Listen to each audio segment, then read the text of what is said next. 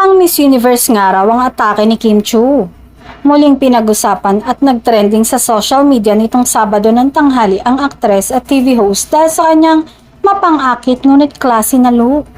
Sa unang sulyap pa lang, marami nang nagsabing tila rumampa si Kim sa isang long gown competition sa isang international beauty pageant dahil sa lakas ng dating ng kanyang suot at sa kakaibang confidence na kanyang ipinakita. Kapansin-pansin ang pagiging elegante ng kabuuan ng kanyang outfit na swak sa kanyang pangangatawan. Lalong bumagay ang disenyo dahil kitang-kita ang kanyang napakagandang balikat. Isang detalye na agad napansin ng mga netizens. Sinabayan pa ito ng kanyang buhok na bagsak. Simple ngunit napakapulido. Dahilan para mas lumabas ang mala beauty queen na aura ni Kim sa bawat kuha ng kamera. Hindi rin maikakaila na may kakaibang glow si Kim sa natural look. Para sa mga tagahanga, hindi lang basta ganda ang ipinakita niya kundi pati ang natural na poise at grace na karaniwang nakikita sa mga kandidata ng Miss Universe.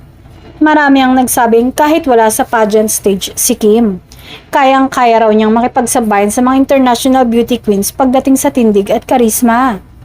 Mas lalong umingay ang usapan ng i-caption mismo ni Kim ang kanyang look ng strength, grace, and a little bit of fire.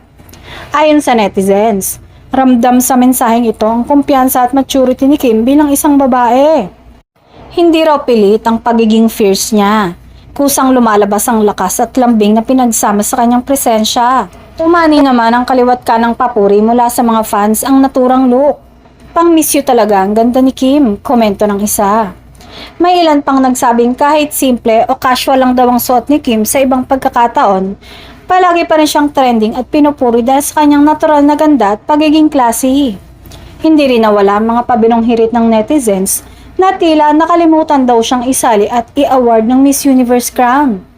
May mga nagsabing halatang inspired si Kim o kaya naman ay in love dahil mas lalong lumalabas ang kanyang ningning. Sa huli, iisa ang sentiment ng marami. Where is the crown? Crown the queen now.